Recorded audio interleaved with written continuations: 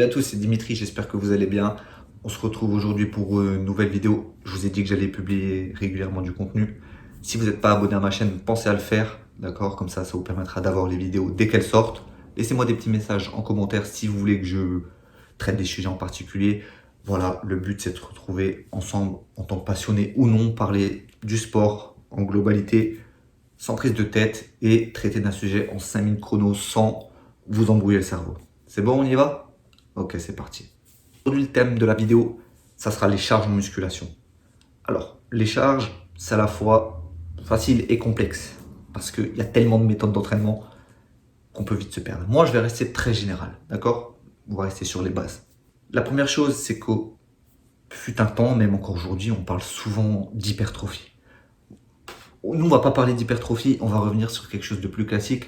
Aujourd'hui, je suis sûr que beaucoup de coachs vont être d'accord avec moi, même des pratiquants de la musculation en général.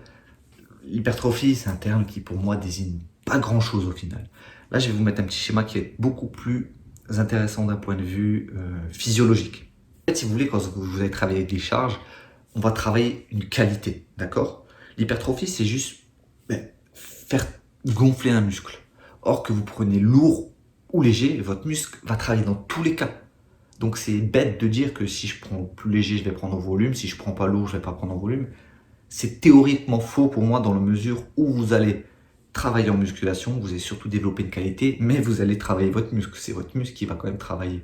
Donc dans tous les cas, vous prendrez du muscle. Vous allez juste développer une qualité en particulier. Et donc on va développer ces trois parties. La première, on va prendre, alors c'est le recrutement que j'appelle métabolique. Le recrutement métabolique, ça correspond à quoi? Ça correspond à une phase de votre entraînement où vous allez être avec des charges, on va dire grosso modo, vous allez pouvoir faire entre 10 et une vingtaine de répétitions, des efforts qui vont être quand même assez longs. Donc là, on va avoir les fibres, je ne vais pas vous embrouiller, mais des fibres lentes qui vont intervenir. Donc les fibres lentes, c'est les fibres rouges, elles ont un apport en sang très élevé et donc elles sont endurantes. Par contre, elles sont moins puissantes, mais elles peuvent durer dans l'effort. Ok?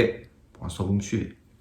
Et dans le muscle, on va retrouver du glycogène. Et le but sur des efforts longs, c'est que le muscle puisse avoir un apport en énergie. Et le muscle va utiliser le glycogène en réserve dans vos muscles. On en a aussi dans le foie, hein, mais principalement, on va utiliser celui dans le muscle pour pouvoir pousser les charges sur des efforts longs. Voilà.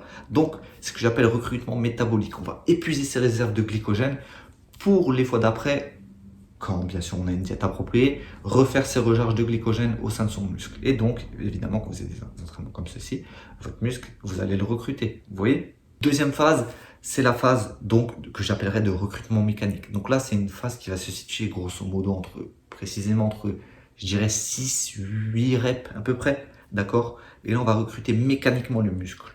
Alors, il faut savoir que peu importe la plage de travail que vous travaillez, on va quand même, voilà, on va travailler sur une dominante, mais c'est pas parce que vous allez travailler entre 6 et 8 reps que vous n'allez pas solliciter votre glycogène sanguin. Voilà, vous allez quand même un petit peu l'utiliser, mais ça ne sera pas la qualité première que vous allez développer. Voilà, si je voulais juste préciser ça, pour pas me faire taper dessus ou enlever les ambiguïtés. On va juste travailler une qualité en priorité, d'accord? Donc cette phase-là, en fait, entre 6 et 8 répétitions, vous allez en fait créer des micro-lésions dans le muscle, donc au niveau de la fibre. En fait, vous allez casser de la fibre, hein, si on peut dire comme ça, mais ça ne se verra pas parce que c'est au niveau microscopique. Et derrière, le corps va s'adapter et il va reconstruire cette fibre plus forte, en fait. Hein. Tout simplement, sans vous embrouiller, il va reconstruire cette fibre plus forte pour que derrière, quand vous allez prendre les mêmes charges, ça vous paraisse plus simple. Donc vous voyez qu'on travaille toujours le muscle, donc que ce soit au niveau du glycogène ou au niveau mécanique, au niveau du tissu musculaire. On parle toujours du muscle. Et la dernière phase, la phase de recrutement nerveux. Là, le but sera donc de recruter nerveusement donc, vos fibres musculaires. Donc là, on va moins agir sur le facteur glycogène et moins sur le facteur mécanique, même si je vous ai dit, on devra quand même agir un petit peu dessus, ça ne sera pas la dominante. La dominante, ça sera le recrutement nerveux. C'est-à-dire tout simplement que votre corps, pour soulever des charges qui vont être de l'ordre, enfin, on va faire entre général entre 5 et 1 répétition, le corps va devoir mobiliser un maximum de ressources, d'accord? Donc il va devoir envoyer beaucoup d'impulsions nerveuses, notamment là sur l'inverse des fibres rouges, ça sera des fibres blanches. Elles sont peu vascularisées, par contre elles sont très puissantes, mais elles sont peu endurantes. Ces fibres vont vous permettre de faire des efforts courts mais puissants. d'accord? Et donc le corps, qu'est-ce qu'il va faire dans ces phases-là? Il va envoyer beaucoup d'impulsions nerveuses sur vos muscles pour les faire travailler tous ensemble. Le but étant de pouvoir développer des charges, enfin, lourdes à très lourdes, voilà. Donc comme vous avez vu, dans tous les cas, que ce soit du recrutement nerveux, du recrutement mécanique ou du recrutement métabolique, votre muscle, vous allez le travailler, que ce soit nerveusement, que ce soit mécaniquement ou que ce soit métaboliquement. Votre muscle, il va travailler dans tous les cas. Si vous travaillez votre muscle, forcément, vous allez prendre du muscle. Voilà. Je pense que le débat, il n'y a pas à être. Vous allez juste développer une qualité en particulier.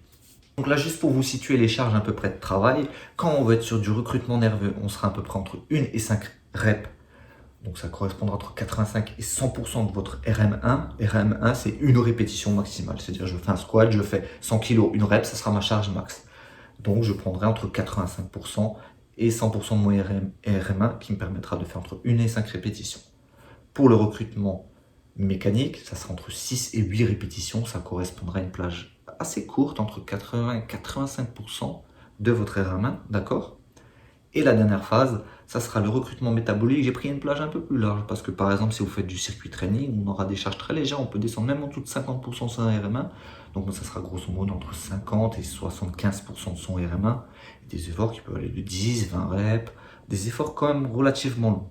Voilà. Tout simplement, voilà, j'espère que je vous ai éclairé sur ça. Je ne vais pas débattre plus longtemps que ça. J'aborderai encore d'autres sujets dans les prochaines vidéos.